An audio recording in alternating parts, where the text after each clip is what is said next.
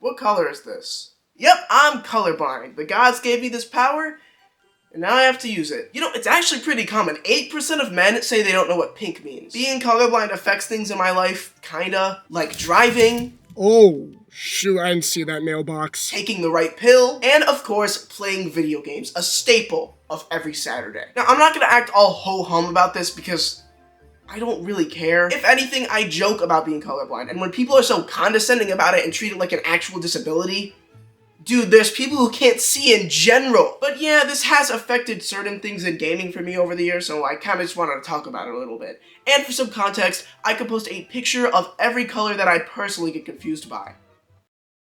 Now, people didn't always slightly care about colorblind people when designing video games, or really anything back in the day. The reason some think about it now is just because everything is more inclusive in general. But a great example of an old game that gave me trouble is Donkey Kong Country, which released back in 1994. Specifically in this level, Slip Slide Ride. Basically, the gimmick here is that you have these two colored ropes, where the blue ones slide you up, and the purple ones, according to the Mario Wiki, slide you down. Can you see the issue here? Yeah, if I can't even figure out which rope does which thing outside of the game, playing this level is a nightmare. The entire time, I just had to keep guessing, and I did have some moments where I had to make split-second reactions to get through, but for the most part, it was a miracle I even got past this stage, and that there wasn't another one like it, as Donkey Kong Country likes to repeat level themes and gimmicks quite a bit throughout the game. I mean, on top of that, this level is just difficult in general. Honestly, this game is overall just difficult. I mean, compared to other Donkey Kong Country games, it's not, but whatever, I think it is, especially since I was playing on the Super Nintendo. But, yeah, this was probably the worst level in the game for me, so that's fun. Sticking on Mario for a bit longer, I just want to get this out of the way, is really any multiplayer Mario game in general. If you didn't know, red-green colorblindness is the most common type to have. In my case, I have all, but I mean, yeah, that includes red and green. Okay, let me get something straight here. I can tell Mario is red and Luigi is green. Maybe I don't see it the same way as you, but I could tell they're different colors when seeing pictures of them up close. Up close is the key word here. When I'm sitting on the couch playing on a TV with other people in a game like Super Mario 3D World, for example, and I'm playing as a Mario Bro and someone else is the other Mario brother, it's kind of hard to tell. I mean, look at how small these guys are in comparison to the screen. It's especially bad when we're both small because these guys have the same hair. The only way you could tell which one is red or green is the tiny little colored shirts under their overalls and their tiny little models. Everyone, I think I've come to a revelation. I'm colorblind. Pretty interesting, right? Both of the examples I've given so far aren't really the worst of the worst. I mean, Donkey Kong Country was kinda bad, but not Rumble World bad. The level was just kinda hard either way. And as for the Mario and Luigi thing, who cares? I mean, they have different voices. Oh my god. What I'm trying to say is that these examples could be worse. So I'm gonna give more examples that are worse. And unfortunately, some of these are my favorite games, but that doesn't stop me from saying that if a game is only difficult for colorblind people, that's a blue flag. But I'm going to talk about Among Us later, and Among Us is not one of my favorite games of all time. Don't get the wrong idea, Among Us is just okay. One of the examples that actually makes things worse is in The Legend of Zelda Tears of the Kingdom, specifically about the map. You see, there are 152 shrines throughout the game, 500 away from greatness. With all these shrines in the game, you don't always feel like finding a shrine, getting it on your map, and then actually doing the puzzle because some of these take time, man. If you do complete the shrine or whatever, it's fine and dandy. This little blue icon appears on the map and you can teleport there. But these icons actually have 3 states. The first one is blue, which I already talked about, but it can actually be completely orange if you walked up to it but didn't interact with it, which, who's doing that? But if you interact with it and then don't do the puzzle, like I said might happen, the middle of the icon is orange with a blue outline. Huh? Look, I don't know what makes this so hard for me to see. Maybe because the orange is so bright or the blue outline glows, making the orange part less saturated, or probably just because the icon is so small on the map screen. But god, I didn't even know this was a feature. In fact, before I knew about this, I was always just like, wow, I've kind of just skipped so many shrines and I don't know which ones I did or not. That's gonna be a pain further down the line. But now that I know about this, I'm still gonna think the same thing. Okay, well, screw that game. You know what's better? Cuphead. This game is great, but it's obviously notoriously difficult because, well,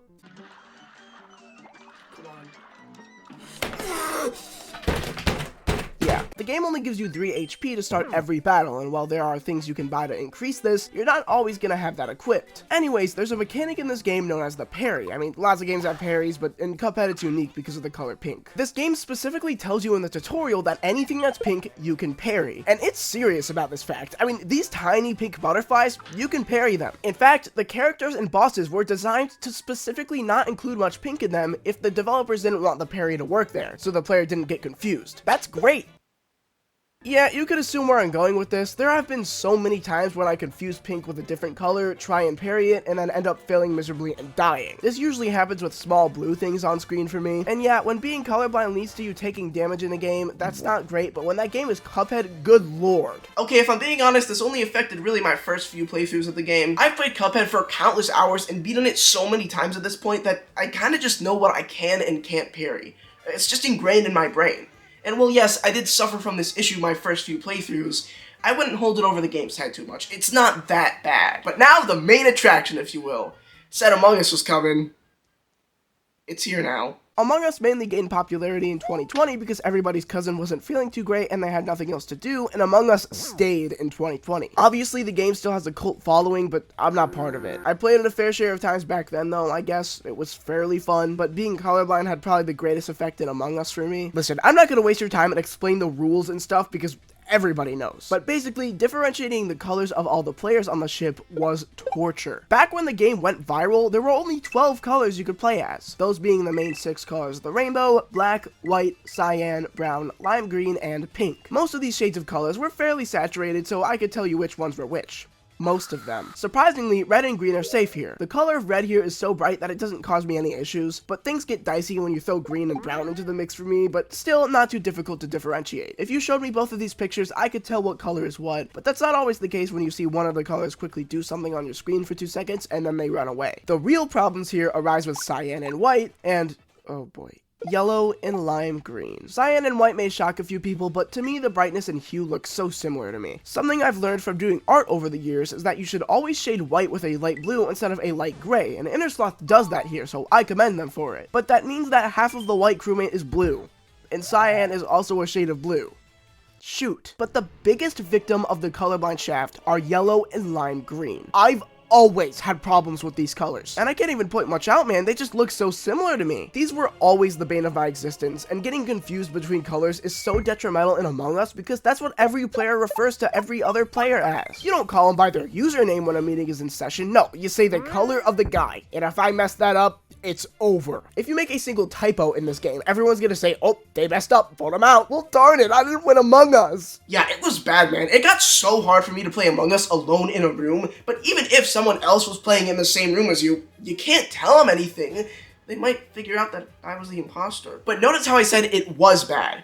And that's because in later updates, Innersloth became a little more intelligent. I guess they saw the letters I sent them and made it so Among Us was more colorblind accessible for the wiring task, and then they waited 2 years and added colorblind color text above every player. Why'd they even do this? Like, it helps, but if you know colorblind's are having trouble in your game that's centered around colors, why change one task and then wait until 2022 to fix the main issue? Whatever, the colorblind text in modern Among Us does help a lot though. It just makes it so much easier for me and any other John colorblind person to play. However, while I don't have any more personal examples of having difficulties beating games just because I'm colorblind, doesn't mean this topic is necessarily over, because more dev teams than just Innersloth thought about adding colorblind features to their games, and I'd like to talk about some of those. You know this topic is dire when I talk about both Among Us and Fortnite in the span of 5 minutes. I consider myself a Fortnite virgin, in the fact that I have never played Fortnite and I am never planning on playing Fortnite. I've gotten too far to turn back now. The Simpsons cannot change my mind. I really like Bart, but The Simpsons cannot change my mind. Fortnite has like a lot of different colorblind settings. It's actually pretty crazy. I watched a couple videos on it and it's hard to tell if they really help, but you gotta commend them for it.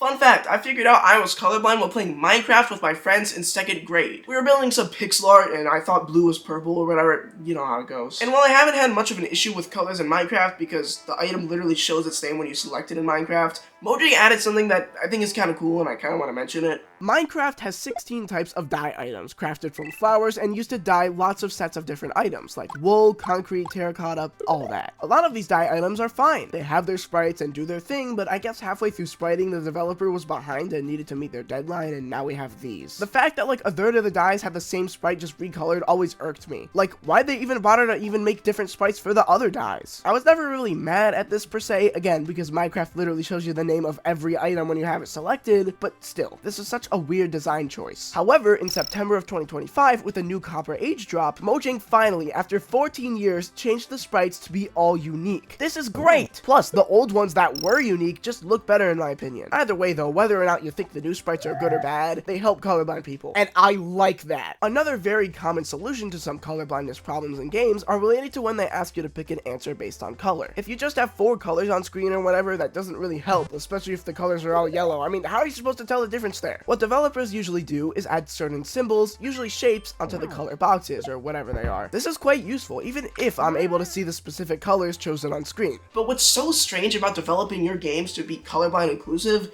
is that to the developers, they're trying to solve a problem that they can't even see. It's easy to say that colorblind features in games look ugly and don't help, but how much can you really blame them? They literally have no idea what they're doing half the time. It's such an interesting problem to have and to solve. That's why I think it could kind of be important to hire a colorblind developer so they can color in people's skins in green. Of course, not every colorblind person sees the world the same way as one another, but somebody, I just want you to please hire me. I can confuse blue with purple. Not many people can do that, but that is how being colorblind has affected my gaming throughout my life, and how developers would generally go through and fix issues regarding it.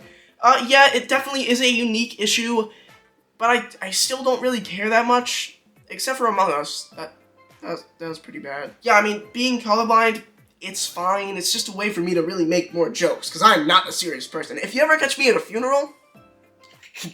What does suck is the scripted conversation that every colorblind person has to endure when they tell someone else that they're colorblind. Which is why I'm here. I'm gonna have people call in, ask me those questions I always hear every time I tell someone I'm colorblind. So, does that mean you see everything in black and white or something? No. Okay, what color is this? Blue. Is grass green? Why, of course it is. Wow, so you really are colorblind. You ever tried using those colorblind glasses? Why would I pay $200 for something that doesn't even work? Dude, I hate Player's Choice. It looks so ugly. Sucks for you.